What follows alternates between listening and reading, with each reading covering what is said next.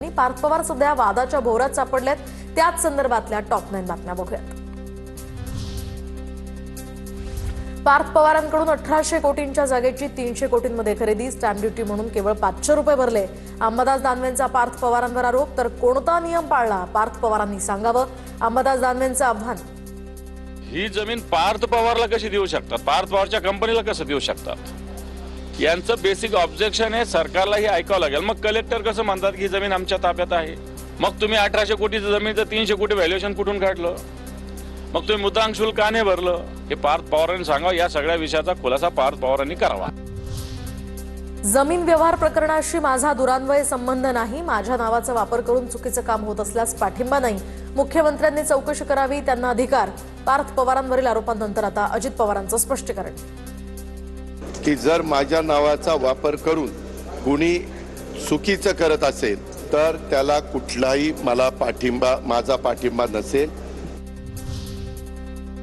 कोणतंही चुकीचं काम किंवा घोटाळा केला नाही। अंबादास दानवेंच्या आरोपांनंतर पार्थ पवार यांच्याकडून स्पष्टीकरण, तर अधिकची माहिती देण्यास पार्थ पवारांचा नकार।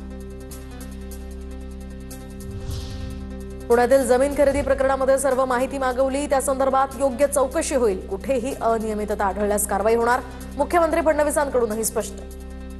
सरकारचं एकमत आहे, कुठेही अनियमितता झाली असेल तर त्याच्यावर कारवाई झालीच पाहिजे, या मताचे आम्ही आहोत। अनियमितता असेल तर त्याच्यावर अतिशय कडक कारवाई ही केलीच जाईल। पार्थ पवारांच्या जमीन व्यवहारावर एकनाथ शिंदेंनी बोलणं टाळलं। एकनाथ शिंदेंनी माध्यमांचे माईक यावेळी बाजूला केले।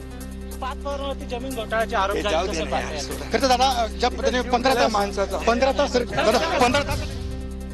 तर माझ्याकडे आत्ताच फाईल आली आहे, काही गौप्यस्फोट होईल, एकनाथ खडसेंचा दावा। खडसेंकडे कोणती फाईल, कोणता गौप्यस्फोट करणार, याची आता चर्चा सुरू।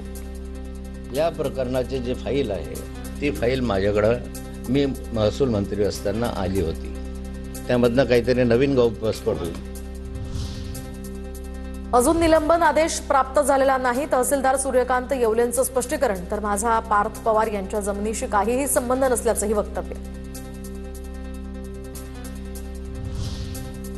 पार्थ पवार जमीन व्यवहार प्रकरणी बिल्डर शीतल तेजवानी आणि निलंबित उपनिबंधक रवींद्र तारू यांच्यावर गुन्हा दाखल होणार। सरकारची दिशाभूल केल्याप्रकरणी महसूल विभागाकडून गुन्हे दाखल करण्यात येणार।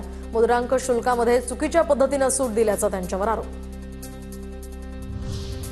तर पार्थ पवार यांच्या वादग्रस्त जमीन व्यवहार प्रकरणी अमेडिया कंपनीला नोंदणी आणि मुद्रांक शुल्क विभागाची नोटीस, 2% रक्कम म्हणजे 6 कोटी शुल्क भरायचे आदेश।